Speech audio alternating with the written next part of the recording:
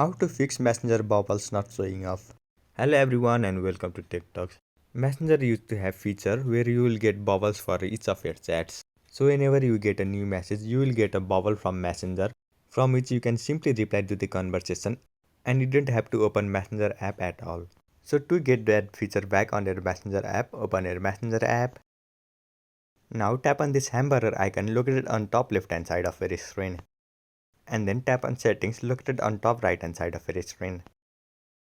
Now you will see this page, so here simply scroll down all the way to bottom and here on preferences you will find this option bubbles, so tap on it and then you will see this page, so here tap on all conversation can bubble. By doing this you will be successfully able to get back Messenger bubbles. Now if I go back all the way to my home screen and if I receive a new message, I will be successfully getting Messenger bubbles on my screen.